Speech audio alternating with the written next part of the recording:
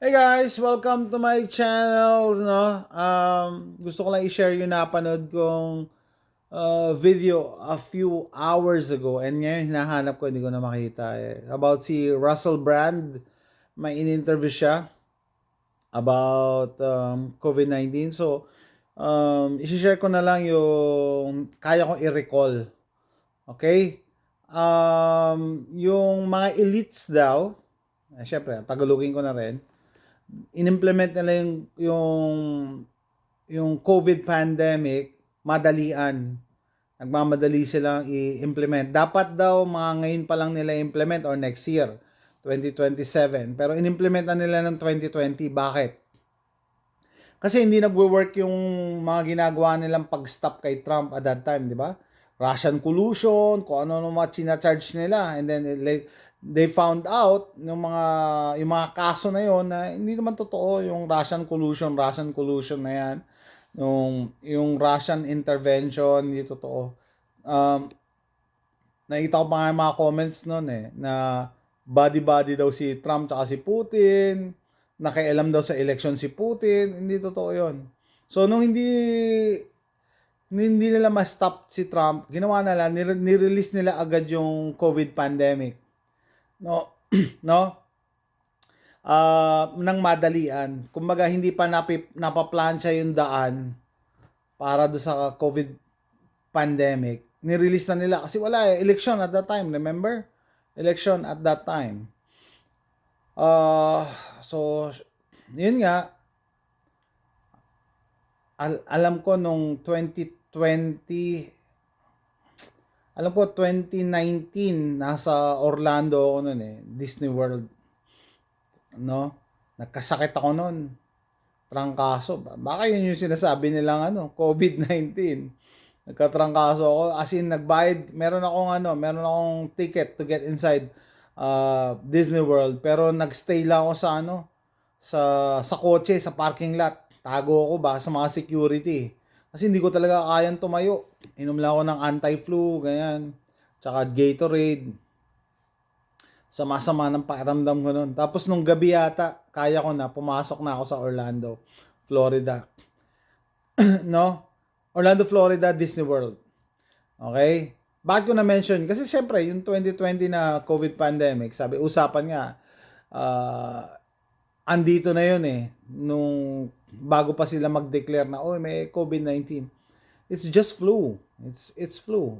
No? Kaya madaling makahawa. Anyway, basta dun sa video ni Russell Brand, hindi na nila mauulit yung ginawa nilang yon na COVID-19 scamdemic kasi may mga outliers na. May mga statistics na kumukontra sa narrative nila. Example, Africa, ang baba ng vaccination rate and yet ang baba ng infection rate. Paano nangyari yun? 'Di ba ang kwento, ang narrative is pag hindi ka nagpabakuna, ma-infect ka, mamatay ka. 'Di ba? Tapos lalabas ka sa ospital, abo ka na. Ano pa ba? South Dakota, dito sa Amerika, South Dakota, walang mask mandate, walang vaccine mandate ang South Dakota. And I think it was 2021, nag-road trip kami noon, papunta kaming Wyoming, nag-stop over kami South Dakota, nag-camping pa kami doon, tapos naggala-gala kami doon sa Keystone, yung small town doon. Tinanong ko yung isang knife shop. Pasok ko, tingin-tingin ako mga kutsilyo Tinanong ko yung local. Sabi ko, nagulat ako bakit wala silang mask. Ang nagmamask lang noon time na yon, mga turista, mga hindi taga South Dakota. Sabi ko, so what is the mortality rate? Ano ba nagbabagsakan na ba yung mga tao dito? Patay. Wala naman daw. So ayun yung kumukontra sa narrative So hindi totoo. No, na-mention ko yung dalawa pa lang yun na instance sa dalawang lugar. And doon ko nga na-realize na hindi scientific yung COVID-19. It's political. Ano ibig sabihin na political? Pagka sinabi nung namumuno dyan sa lugar na may pandemic. Pero pag sinabi ng lugar, namumuno dyan, like South Dakota, Huwag kayo mag-mask, walang ano. Hindi naman sila namamatay. O paano may papaliwanag 'yon? 'Di ba? So ganun na nga ngayon. So hirap na hirap sila. Anong ginawa nila last time? Ni-revive nila yung monkeypox, 'di ba? Ano nangyari sa monkeypox? Wala. Tapos recently hantavirus. Napansin nyo, bila na lang nawala yung hantavirus. Araw-araw nagpo-post ang GMA twice a day, 3 times a day, pero nawala. Bilang natahimik ang ang GMA news. Lalo na kung pina-follow nyo sila sa Facebook. Natahimik bigla. Wala na hirap na silang i-implement. Kaya, and then, a few weeks ago yata, nabalita ko yung nanalo yata sa Peru, right-wing na president, di ba? Tapos sa Argentina, di ba? Yung right-wing din yung nanalo. The Donald Trump of Argentina daw yon. Tapos yung Japan, yung prime minister nila ngayon, ganun din. So hindi nila ma-implement yung yung agenda nila, yung pang New World Order, One World Government. Hindi nila na-plancha eh.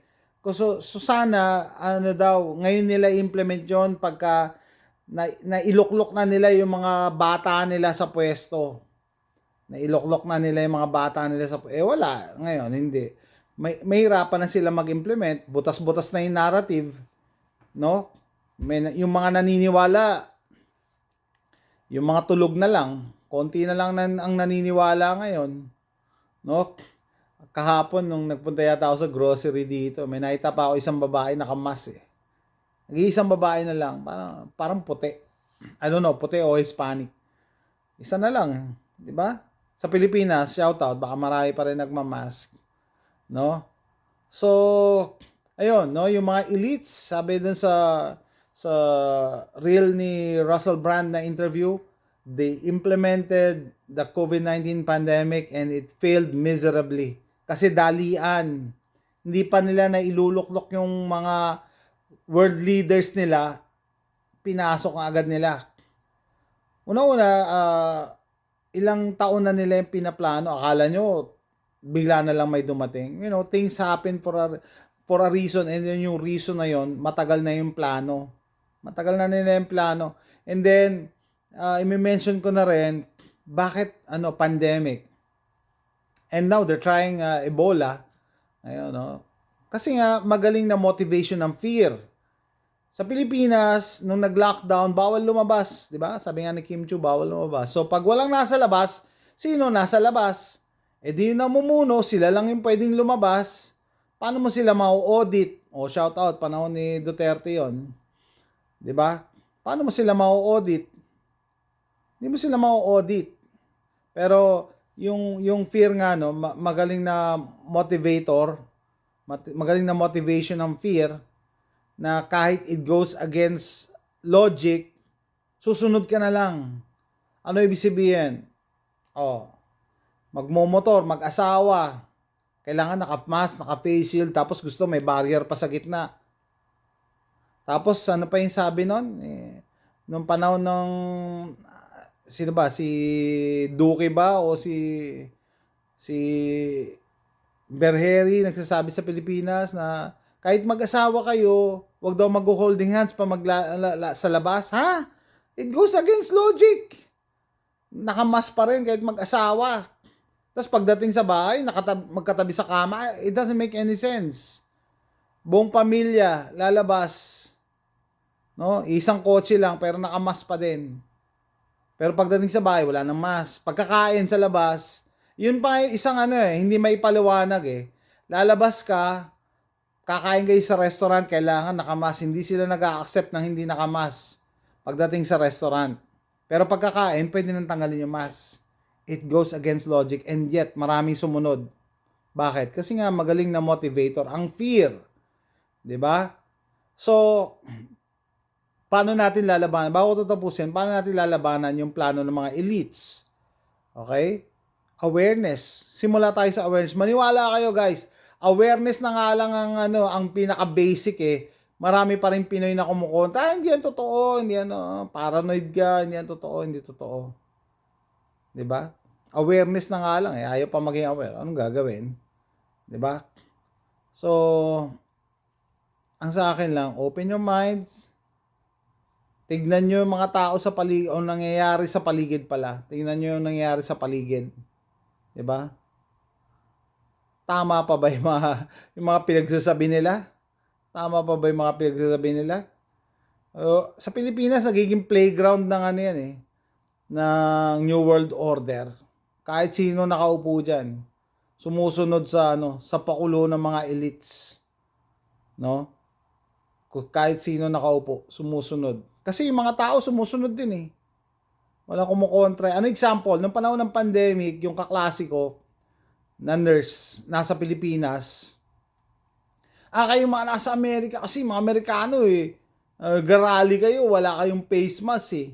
Sumunod na lang kayo. So kami pa pala yung masama dahil kami nagre-resist sa narrative. Yung mga sheeple, akala nila sila yung tama. 'Di ba? Minsan ganun eh. Tuturuan mo na ng tama, ikaw pa ang tuturuan.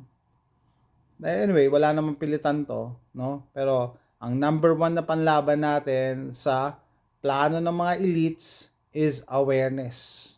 Kailangan maging aware ka na nangyayari to dahil may mga nasa likod nito na nagpapatakbo.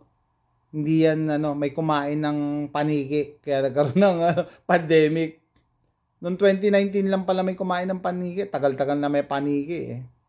Naniwala naman kayo. May pa yung isa? Pangolin.